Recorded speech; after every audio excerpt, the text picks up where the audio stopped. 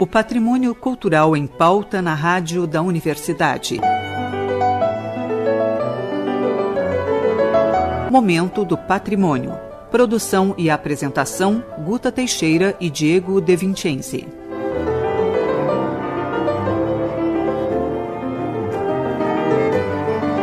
Boa noite, ouvintes. Momento do Patrimônio recebe hoje Daniel Wolff, um dos mais destacados músicos brasileiros da nova geração.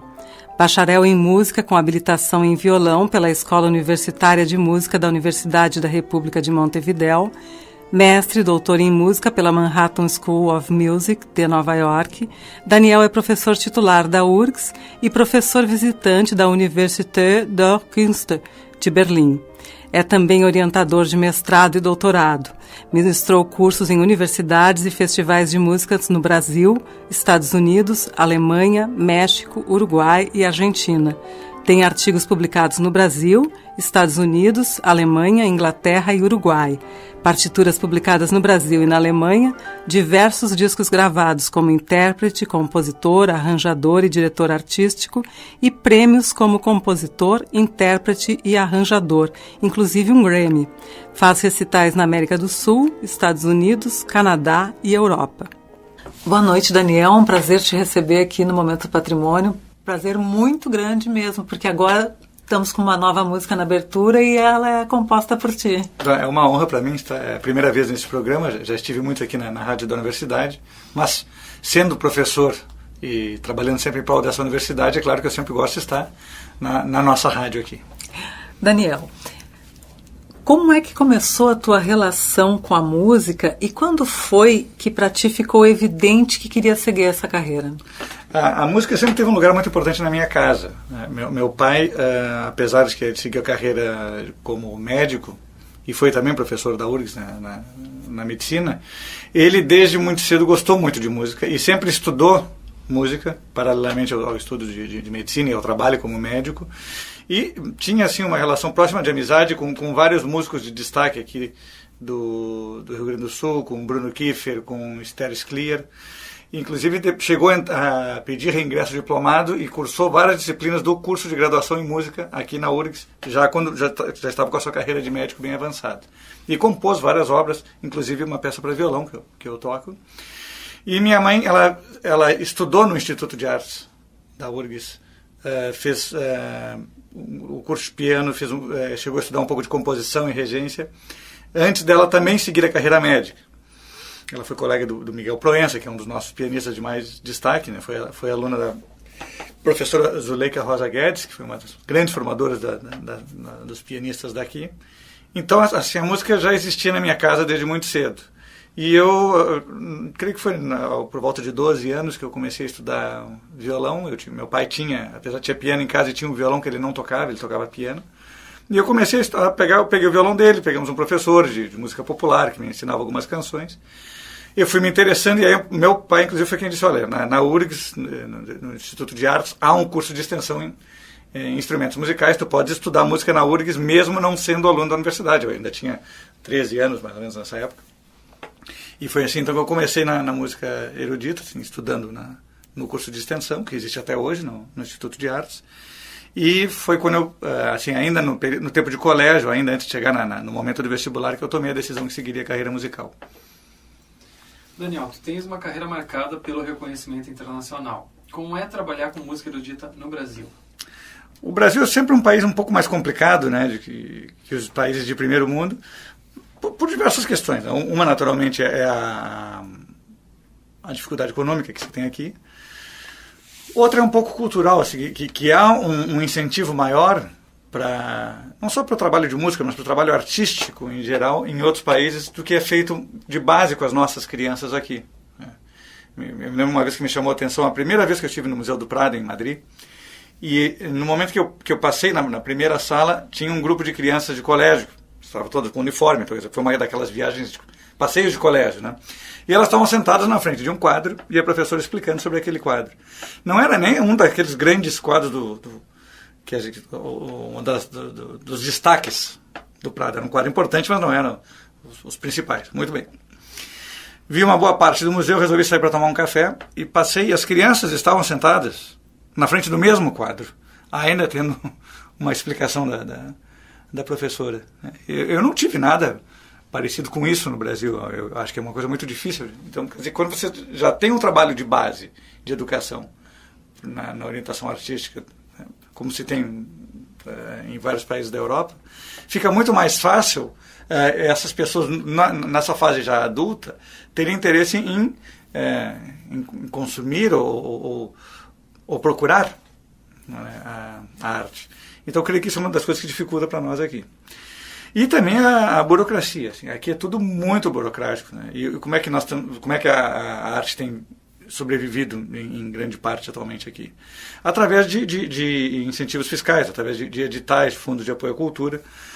E eu, inclusive, já fiz vários projetos artísticos com vários desses editais ou fundos, estadual, municipal, federal.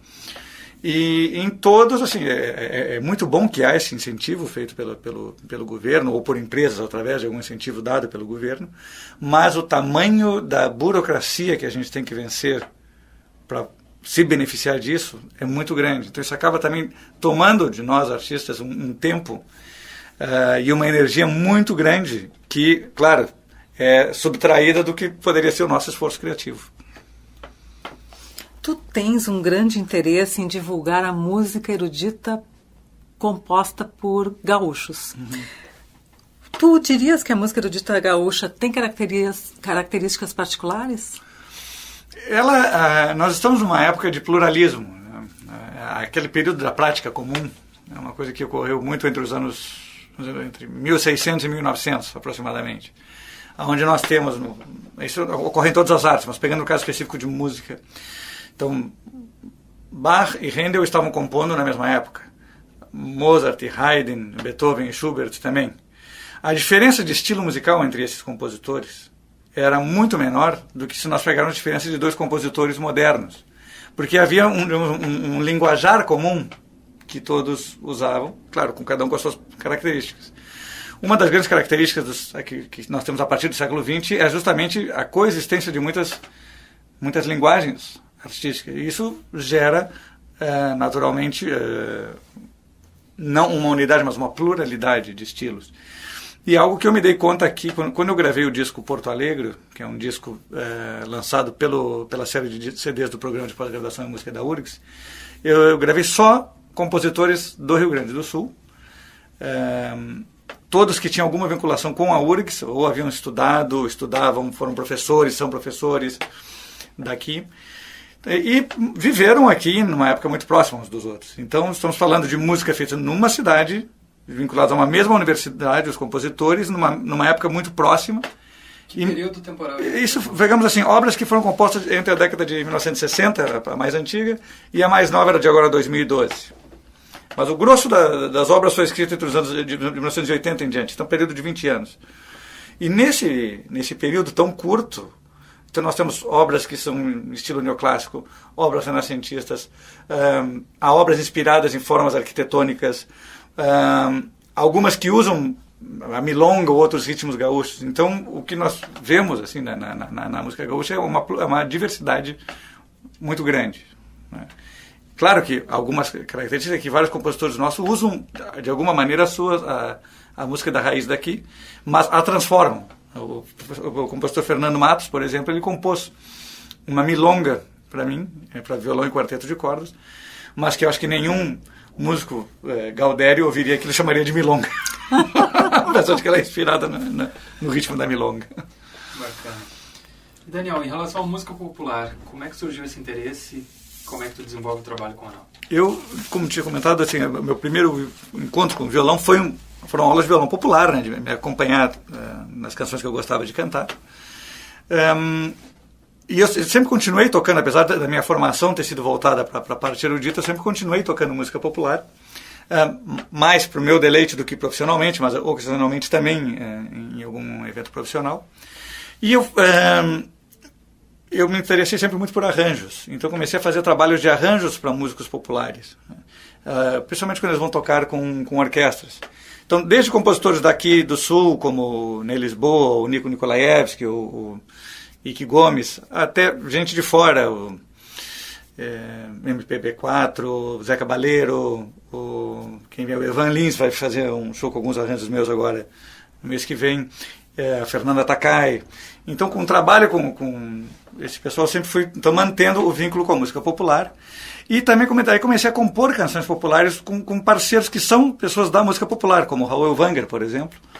E foi aí que eu também decidi lançar um disco de canções populares, que o meu último disco é um disco popular, é o Canção do Porto, que eu chamei então grandes cantores daqui, o Raul Elvanger é um, a Angela Jobim, o próprio Ney Lisboa, a Marcela Delacroix, a Fernanda Krieger, então eles se juntaram a mim para fazer esse disco. Chamei o Veco Marques, que é o guitarrista da banda Nenhum de Nós, que é um grande amigo, parceiro de longa data.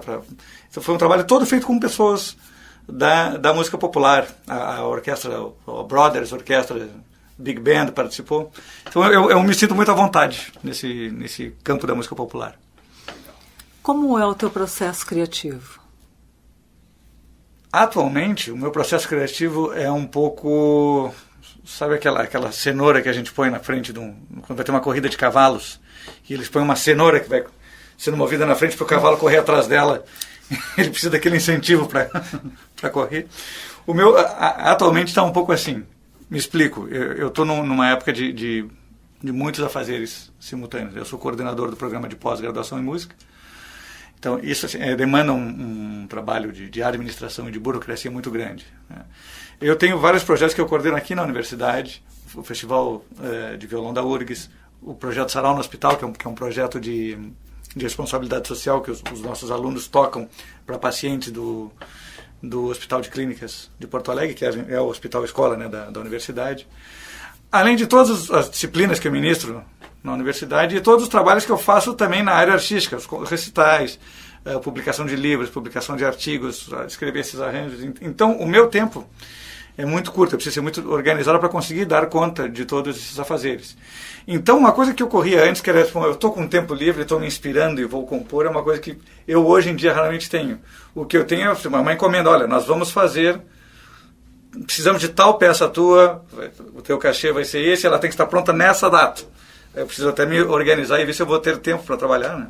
A última grande encomenda assim, que eu tive foi o meu ballet Quadrescências, que foi estreado no ano passado e saiu em DVD da Orquestra Sinfônica da Universidade de Caxias do Sul. Então foi um projeto que eu levei 2 meses, 3 meses trabalhando na composição, e eu planejei já então que no período de férias, de verão, que eu teria menos atividades acadêmicas, é onde eu conseguiria fazer. E então até hoje eu tenho trabalhado em encomendas que vão ser estreadas no segundo semestre desse ano. Então o processo criativo é feito basicamente hoje com planejamento. E como é que brota? Brotar não é o difícil, né? Na minha opinião, né? A gente tem aquela coisa, 1% de inspiração e 99% de transpiração, né, para criar. O que eu percebo, assim, muitas das grandes obras que nós temos são baseadas em ideias muito simples, né? E o que faz delas grandes obras não é tanto a ideia inicial, e sim a qualidade que o autor botou no seu desenvolvimento. Vamos pegar em música. Quinta Sinfonia de Beethoven. Se eu chegar para alguém e disser, vou escrever uma grande sinfonia sobre um tema desses, acho que as pessoas iam rir. Quem é que vai fazer uma grande sinfonia com essas 4 notinhas ali? Então a ideia foi simples, mas o trabalho que ele fez foi muito grande, né? Podemos pegar até em outras áreas, literatura, Grande Sertão Veredas, que é uma obra, né, fenomenal. É um jagunço contando seus causos e como é que era a vida dele lá no interior do Nordeste. Grande ideia. Eu posso ter uma ideia assim, só que eu não vou fazer, eu não vou transformar isso no Grande Sertão Veredas, né? Então, as ideias mesmo, quando eu preciso, a ideia em si não demora muito para vir. Eu tenho alguma ideia e eu anoto ela. Em geral, anoto ou gravo no celular, só para não perder, porque às vezes essa ideia me vem quando eu estou no ônibus, ou entre uma aula e outra. Então, bom, vou anotar essa ideia rapidinho para não perdê-la. O que eu demoro muito depois é transformando aquela pequena ideia, né, em algo que eu considero uma obra que tem algum valor. Daniel, foi um prazer te receber aqui no programa, no Momento do Patrimônio. A gente vai continuar conversando sobre música na próxima terça-feira. Que bom, mal posso esperar. Momento do Patrimônio recebeu hoje Daniel Wolff, um dos mais destacados músicos brasileiros da nova geração. Bacharel em música com habilitação em violão pela Escola Universitária de Música da Universidade da República de Montevidéu, mestre e doutor em música pela Manhattan School of Music de Nova York, Daniel é professor titular da URGS e professor visitante da Université der Künste de Berlim. É também orientador de mestrado e doutorado. Ministrou cursos em universidades e festivais de música no Brasil, Estados Unidos, Alemanha, México, Uruguai e Argentina. Tem artigos publicados no Brasil, Estados Unidos, Alemanha, Inglaterra e Uruguai, partituras publicadas no Brasil e na Alemanha, diversos discos gravados como intérprete, compositor, arranjador e diretor artístico e prêmios como compositor, intérprete e arranjador, inclusive um Grammy. Faz recitais na América do Sul, Estados Unidos, Canadá e Europa. Este programa é uma realização do Setor de Patrimônio Histórico da Superintendência de Infraestrutura da URGS. O SPH coordena o projeto Resgate do Patrimônio Histórico e Cultural da URGS, que tem como objetivo a restauração dos prédios históricos da universidade e a sua adaptação à acessibilidade universal. Para mais informações, acesse nossa página www.predioshistoricos.urgs.br ou entre em contato conosco pelo e-mail predios.históricos@urgs.br. Momento do Patrimônio tem produção e apresentação de Guta Teixeira e Diego De Vincenzi, gravações, edição e mesa de áudio de Jefferson Gomes. Voltamos na próxima terça-feira, às 20h30. Boa noite a todos e até lá!